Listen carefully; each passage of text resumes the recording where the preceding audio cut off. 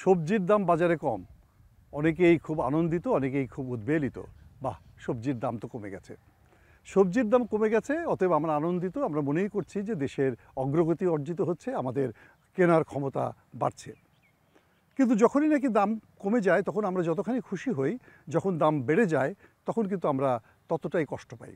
এখন আবার সবজির দাম বাড়ছে, আমরা অনেকেই বলছি যে সবজির দাম সেদিন ছিল এত, আজকে কেন অত। কিন্তু আমরা কখনোই খবর নিয়ে দেখি না এই সবজির উৎপাদন খরচটি কত। সবজির দাম যখন বাড়ে তখন আমরা যতখানি চিন্তিত থাকি, যতখানি দুশ্চিন্তাগ্রস্ত থাকি, সবজির দাম যখন কমে তখন কিন্তু কোনো দুশ্চিন্তা আমাদের মাথায় আসে না। কিন্তু একজন কৃষক যে নাকি সবজি উৎপাদন করেন, তিনি কয় টাকায় সবজি বিক্রি করছেন এবং তার কতখানি লাভ হচ্ছে সেটি কি দেখার কেউ আছে? যখন কোনো জিনিসের দাম বাড়ে তখন সেটাকে ভর্তুকি দিয়ে হলেও আমরা মধ্যবিত্ত নাগরিক সমাজের কাছে দিতে চাই। আর যখন দাম কমে যায় তখন সেই কৃষককে ভর্তুকি দেয় কে? আসলে দেশটা তো শুধুমাত্র নাগরিক মধ্যবিত্ত সমাজের নয়, দেশটা তো কৃষকেরও।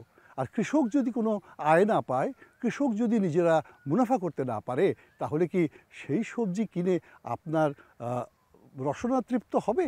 আপনি কি মনে করেন সেটি কি উন্নয়নের সূচক বলে গণ্য হবে?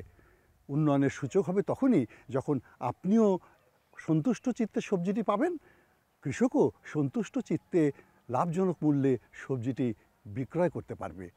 এই ভাবনাটিকে আমরা একসাথে ভাবতে পারি, যা আমরা কেউ কখনো চিন্তা করি না।